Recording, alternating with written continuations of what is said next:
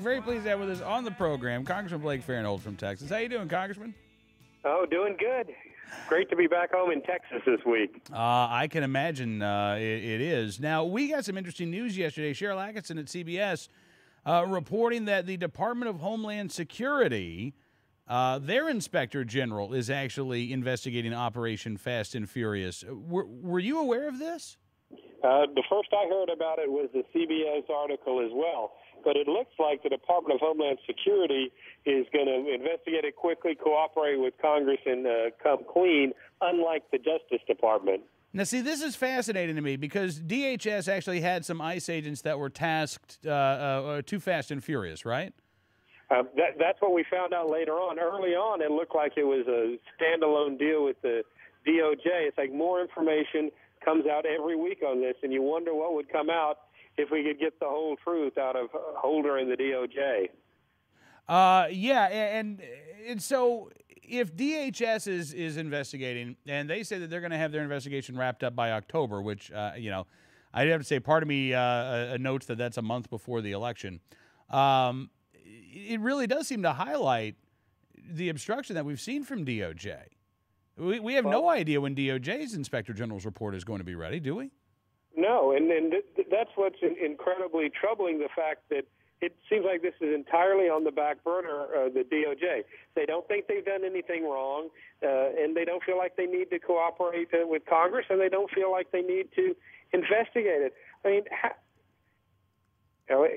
it's just crazy.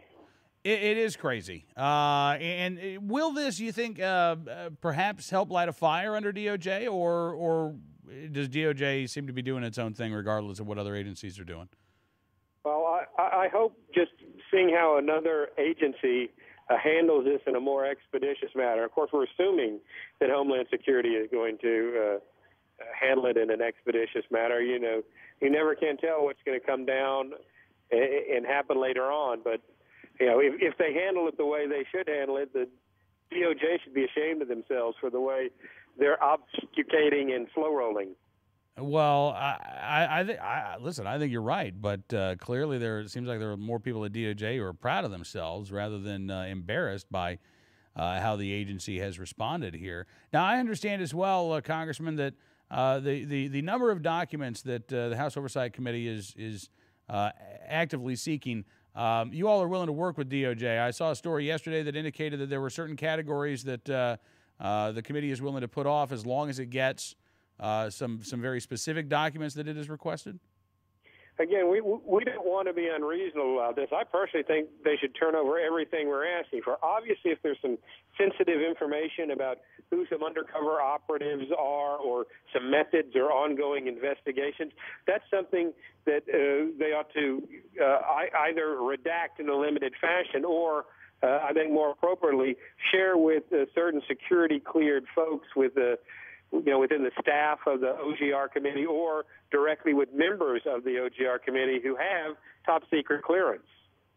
And so, Congressman, again, we're seeing this unfold in almost a near media blackout here. So it's not like we can rely on the media to help ratchet up the pressure on the administration.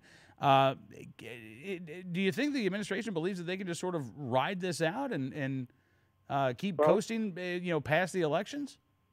I think that's their tactic. You know, it's real easy to say bury your head in the sand and hope the problem will go away. Heck, that's what the whole Democrat Party is doing with Medicare and Social Security. Well, yes, you have a good point there. All right, so as things stand right now on Wednesday, May 23rd, do you think that we will have the congressional investigation of Fast and Furious wrapped up by Election Day?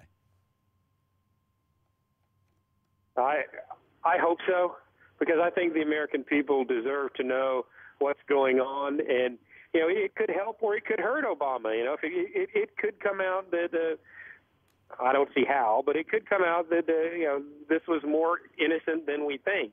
Or I think the American people have the right to know how high up in the government this went. So I think it should be a factor people consider in November.